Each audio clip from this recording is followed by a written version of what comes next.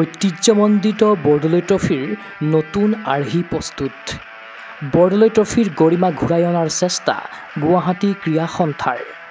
অহা বৰ্ষৰ 20 জানুৱাৰীৰ পৰা আৰম্ভ হ'ব বৰদলৈ ট্ৰফি। ঐতিহ্য বিজড়িত ভাৰতৰত্ন লোকপ্ৰিয় গোপীনাথ বৰদলৈ ট্ৰফি ফুটবল প্ৰতিযোগিতা আৰম্ভ হৈছিল বিগত 1952 চনত। ৰাজ্যৰ ফুটবল প্ৰেমীৰ বাবে এই টুৰ্ণামেণ্টখন আছিল এক আৱেগ। কেইবাটাও দশক জুৰি বৰদলৈ ট্ৰফিয়ে ৰাজ্যৰ ফুটবল ক্ষেত্ৰত আৰোহণ কৰিছিল জনপ্ৰিয়তাৰ উচ্চ শিখৰ। কিন্তু কিছু বছৰ ধৰি এই গৰিমা বিজড়িত বৰদলৈ ট্ৰফিৰ গুৱাহাটীৰ খেলপথাৰত নিমাওমাও পৰিৱেশ। এনে এক সন্ধিক্ষণত টুৰ্ণামেণ্টখনৰ মূল উদ্যোক্তা গুৱাহাটী ক্ৰীড়া সন্থাই ৰাজ্য চৰকাৰৰ সহযোগত বৰদলৈ ট্ৰফি পুনৰুজ্জীৱিত কৰিবৰ বাবে তৈয়াৰ কৰিছে এক নতুন আৰ্হি। শুক্ৰবাৰে গুৱাহাটী টাউন ক্লাবৰ প্ৰেক্ষাগৃহত আয়োজিত এক সংবাদমেলত এই সন্দৰ্ভত জনালে গুৱাহাটী ক্ৰীড়া সন্থাৰ সম্পাদক দেৱজিৎ শইকীয়াই। 1952 পৰা বৰদলৈ ট্ৰফি হৈ আছিলে।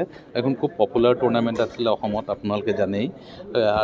1990s পৰা টুৰ্ণামেণ্টৰ পপুলাৰিটি অলপ কমি আহিলে, মানুহৰ সমাগমো কমকৈ হোৱা হ'ল আৰু দেখিছোঁ যে আজি কিছু বছৰৰ পৰা বৰদলৈ ট্ৰফি একেবাৰে নিমাওমাও পৰিৱেশ এটা হৈ আছিলে গুৱাহাটীত।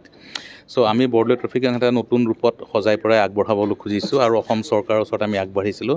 মাননীয় মুখ্যমন্ত্ৰীৰ সহযোগিতা আৰু তেখেতৰ পৰামৰ্শ মতে আমি বৰদলৈ ট্ৰফিখন পুনৰ উজ্জীৱিত কৰিবৰ কাৰণে নতুন মডেল গ্ৰহণ কৰিছোঁ আৰু ইয়াৰ ফলত অসমত থকা 35খন জিলাৰ ডিষ্ট্ৰিক্ট এছ'চিয়েশ্যনক লগত লৈ পেলাই গুৱাহাটী স্পৰ্টছ এছ'চিয়েশ্যনে অসম চৰকাৰৰ সহযোগিতাত বৰদলৈ ট্ৰফিখনক এটা নতুন ৰূপত গঢ় দি তুলিবলৈ আগবাঢ়িছে।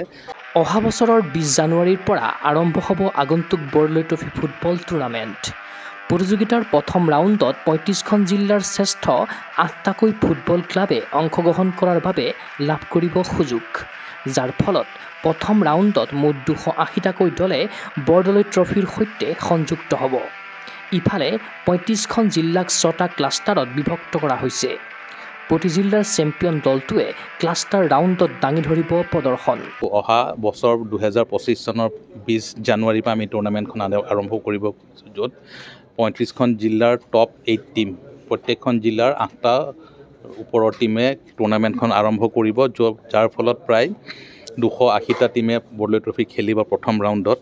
তাৰপিছত প্ৰত্যেকখন জিলাৰ ভিত্তিত তেওঁলোকৰ চেম্পিয়ন টীমটোৱে আমি অসমখনক 35খন জিলাক আমি 6টা ক্লাষ্টাৰত ভাগ কৰি লৈছোঁ আৰু এই 6টা ক্লাষ্টাৰত তেওঁলোকে ছেকেণ্ড ৰাউণ্ড খেলি ফাইনেল ৰাউণ্ডটো বৰদলৈ ট্ৰফি জজ ফিল্ডত অনুষ্ঠিত হ'ব মাৰ্চ মাহৰ 1 তাৰিখৰ পৰা 15 তাৰিখলৈ।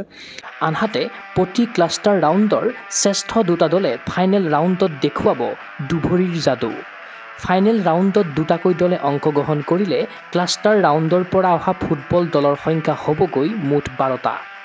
ইফালে গুৱাহাটী প্ৰিমিয়াৰ লীগৰ চেম্পিয়ন আৰু ৰানাৰ্ছ আপ দল দুটাই এই প্ৰতিযোগিতাখনৰ ফাইনেল ৰাউণ্ডত অংশগ্ৰহণ কৰিব। তদুপৰি অসমৰ বাহিৰৰ 2টাকৈ ফুটবল দলক আমন্ত্ৰণ জনোৱা হ'ব।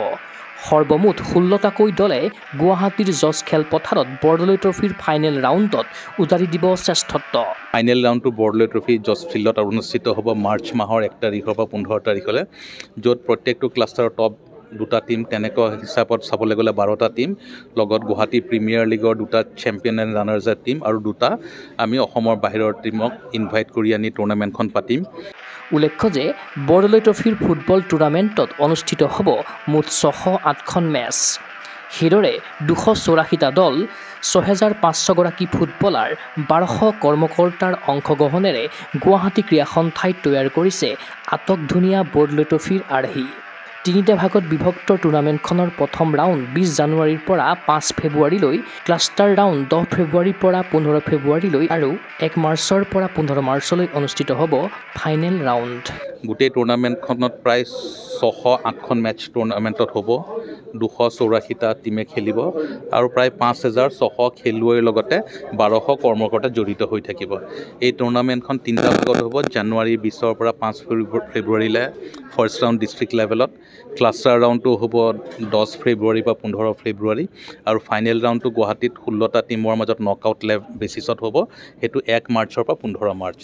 এই টুৰ্ণামেণ্টখনে বৰদলৈ ট্ৰফিক অসমৰ বিভিন্ন জিলালৈ লৈ যাব আৰু গোটেই অসমত থকা 280টা ক্লাবে এই টুৰ্ণামেণ্টখনৰ লগত জড়িত হ'ব, যাৰ ফলত অসমত যি ফুটবলৰ প্ৰতিভা সম্পন্ন খেলুৱৈসকল আছে তেওঁলোকে এখন ভাল প্লেটফৰ্ম পাব তেওঁলোকৰ টেলেণ্টখিনি শ্ব'কেছ কৰিবলৈ।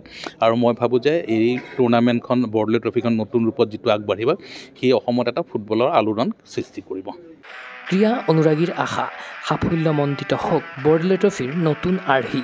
ৰাজ্য চৰকাৰৰ সহযোগত তথা গুৱাহাটী ক্ৰীড়া সন্থাৰ সবল নেতৃত্বত অসমৰ ফুটবল ক্ষেত্ৰত সূচনা হওক নৱ দিগন্তৰ। চিন্ময় বৰাৰ প্ৰতিবেদন, গোগো স্পৰ্টছ এনি।